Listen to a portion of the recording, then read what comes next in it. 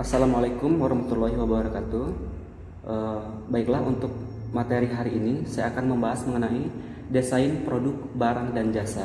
Produk adalah sesuatu yang dapat memberi manfaat bagi yang memiliki atau yang menggunakan produk itu, yang dapat berupa barang atau jasa ataupun informasi ataupun gagasan. Slide selanjutnya adalah desain produk berupa barang.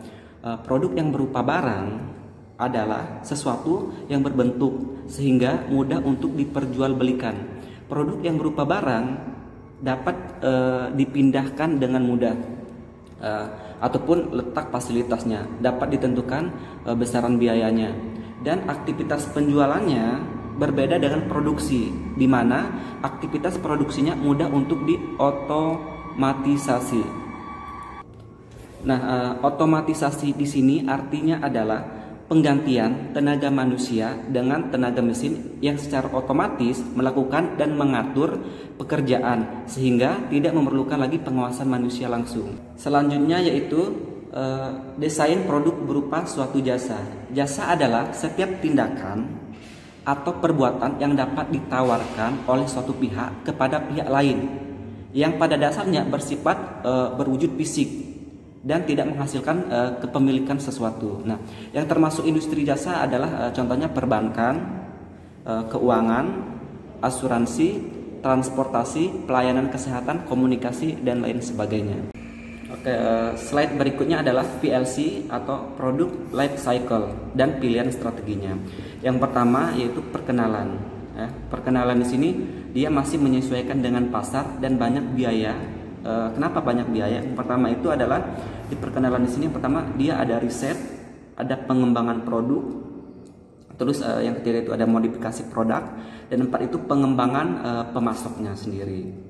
Nah, yang kedua itu adalah pertumbuhan. Nah, desain produk sudah stabil di sini, sehingga perlu peramalan kebutuhan kapasitas yang efektif dan perlu peningkatan kapasitas agar dapat memenuhi permintaan. Nah, jadi di sini di pertumbuhan di sini perusahaan itu sudah produknya itu sudah stabil di pasaran, sehingga mereka harus mempertimbangkan atau memikirkan peramalan terhadap kebutuhan produk itu di pasaran.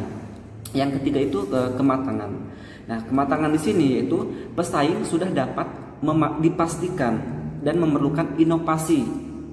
Pengendalian biaya harus lebih baik, meningkatkan keuntungan dengan pembatasan lini produksi. Nah, jadi kalau di kematangan di sini si perusahaan ya dia harus melakukan pengendalian biaya harus lebih kecil atau lebih rendah lagi, terus meningkatkan keuntungan dengan pembatasan lini produksi.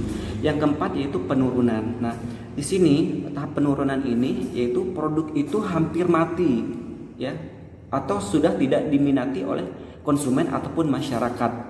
Nah, maka mungkin yang harus dilakukan oleh si perusahaan itu adalah yang pertama itu bisa menghentikan produksinya, ya, menghentikan produknya atau mengganti produk itu menjadi produk yang baru. Ya, contohnya misalkan dulu sabun untuk nyuci itu kan dia berbentuk batangan ya.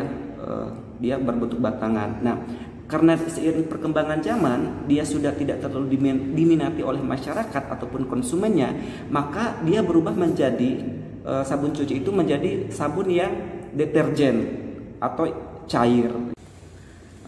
Untuk slide berikutnya adalah 8 tahap pengembangan produk. Yang pertama itu ada ide, yang kedua itu persyaratan yang harus dipenuhi di pasar, yang ketiga adalah spesifikasi fungsional, yang keempat itu spesifikasi produknya itu sendiri, yang kelima itu desain produknya, yang keenam pengujian pasar, yang ketujuh ada pengenalan produk, dan yang kedelapan itu ada evaluasi.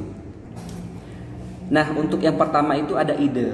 Nah, ide di sini dia bersumber dari perubahan lingkungan ya, baik itu teknologi, demografi, ekonomi, politik, dan sebagainya. Kita ambil contoh satu aja untuk yang teknologi.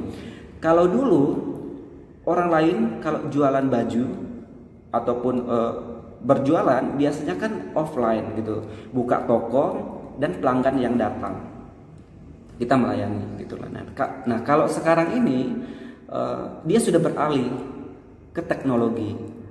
Ya, sekarang penjualan banyak dilakukan secara online gitu. Jadi kita nggak harus repot-repot lagi untuk membuka toko, membayar pelayan gitu loh untuk melayani konsumen kita. Cukup kita bisa membuka penjualan online. Terus yang kedua itu ada persyaratan yang harus dipenuhi pasar, yaitu pendekatan yang diperlukan untuk memuaskan konsumen. Ya, kita bisa riset kira-kira di pasaran itu konsumen itu butuhnya apa sih gitu loh, atau kita bisa menciptakan sendiri gitu loh, apa kira-kira yang dibutuhkan oleh konsumen. Terus yang ketiga itu ada spesifikasi fungsional, yaitu bagaimana cara kerja produk tersebut. Nah, ini penting untuk produk kita bisa diminati di masyarakat atau tidak. Karena kalau produk kita tidak punya spesifikasi yang unik atau yang berbeda dengan yang lain, maka kita akan kalah bersaing. Contohnya, misalkan apakah kita unggulnya di kekuatannya misalkan, atau harganya dan lain sebagainya. Terus yang kelima ada ulasan desain, yaitu bagaimana produk kita akan dibuat secara ekonomis dan kualitasnya baik gitu loh. Terus yang keenam ada pengujian pasar, apakah produk itu memenuhi keinginan pasar atau tidak. Yang ketujuh pengenalan produk, yaitu produk diantar ke konsumen. Ya, kita contohnya kayak SPG, mereka mengenalkan produk baru mereka. Terus yang kedelapan itu evaluasi. Nah, evaluasi di sini adalah total dari keseluruhan itu, yaitu berhasil atau tidak si produk itu. Ya, mulai dari ide yang pertama sampai kita pengenalan produk ke konsumen itu. Nah, itu nanti akan dievaluasi gimana reaksi ataupun respon dari konsumen terhadap produk baru kita.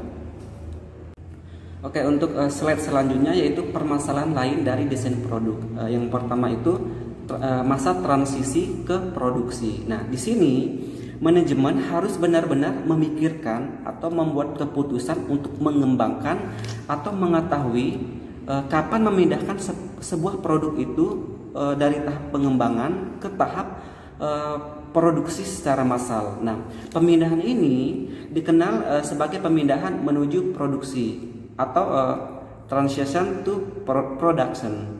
Nah, selanjutnya yaitu yang kedua, faktor-faktor yang perlu diperhatikan. Nah, banyak faktor dalam desain produk yang perlu kita perhatikan, diantaranya yang pertama itu kebutuhan konsumen.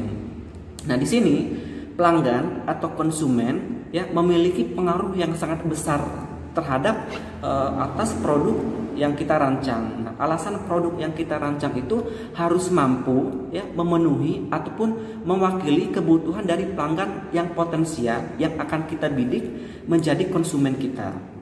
Nah, misalnya ketika kita merancang sebuah produk ponsel misalkan. Nah, tim desain di sini akan menampilkan beberapa desain kepada konsumen ataupun pelanggan yang potensial dan membuat perubahan sesuai dengan suka atau tidak yang ditunjukkan oleh konsumen terhadap pilihan produk yang sudah kita tampilkan tersebut. Terus yang kedua yaitu segmentasi pasar. Nah, di sini pasar ataupun konsumen perlu dibedakan. Salah satunya mengingat perbedaan dalam selera konsumen. Semakin kompleks konsumen dalam strata sosialnya, maka akan semakin banyak jenis produk yang diperlukan dalam melayani segmentasi konsumen itu. Misalkan contohnya gini, kita bedakan segmentasi pasar berdasarkan tingkatan strata sosial konsumen kita. Nah, misalkan nih di Indonesia, kalau produk iPhone itu kan dia bisa dikatakan kelas menengah ke atas atau kelas menengah ke bawah. Tuh, artinya produknya itu biasa aja gitu loh untuk si produknya. Nah, tapi kalau di Timur Tengah produk iPhone itu mereka mengeluarkan yang berlapis emas gitu loh. Artinya apa? Di sini dibedakan tingkat strata sosial ataupun tingkat kemampuan ekonomi konsumennya. Kalau di Timur Tengah banyak konsumen yang mungkin secara finansial berlebih, mereka menginginkan produknya juga yang tidak yang tidak pasaran gitu loh.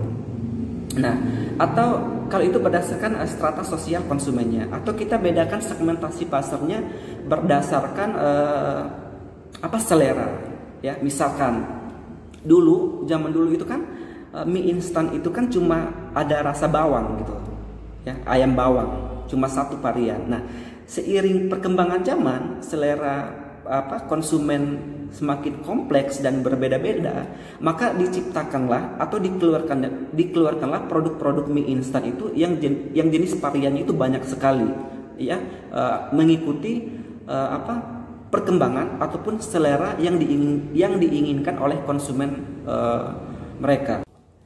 Terus yang ketiga itu adalah teknologi. Dalam mendesain produk, teknologi berperan dalam menghasilkan produk yang diminati oleh konsumen ataupun masyarakat. Di sini perkembangan teknologi mengharuskan produsen-produsen itu untuk mampu menciptakan produk yang berkualitas. Ya, contohnya kita ambil contoh Nokia. Dulu Nokia menjadi perusahaan raksasa penjual handphone terbesar di dunia gitu loh.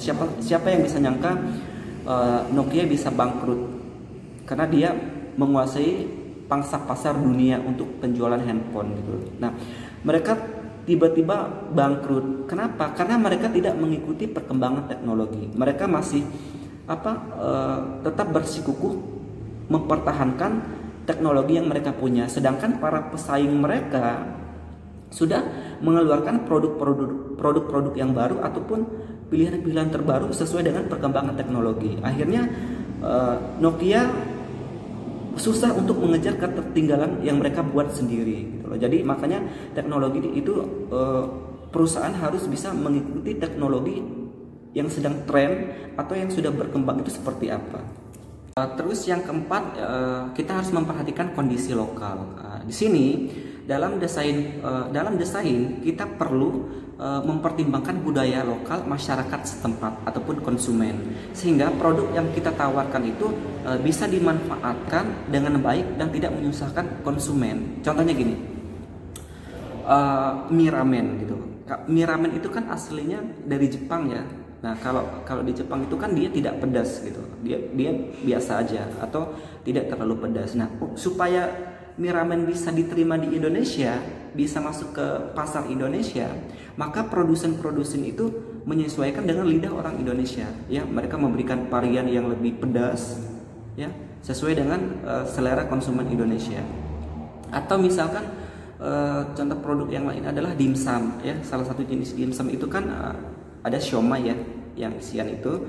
Kalau di negara aslinya di Cina itu kan isi dimsum, kalau siomay itu kan dia isinya daging babi gitu loh. Nah, untuk menyesuaikan dengan lidah orang Indonesia yang mayoritasnya adalah muslim, maka itu bisa diganti daging babi itu apakah dengan daging ayam, sapi dan lain sebagainya, yang notabene bisa masuk ke selera pangsa pasar Indonesia. Oke, mungkin cukup ya untuk materi manajemen operasional tentang desain produk barang dan jasa. Lebih dan kurang saya minta maaf kalau cara saya menyampaikan kurang jelas atau kurang detail. Saya Rio, wassalamualaikum warahmatullahi wabarakatuh.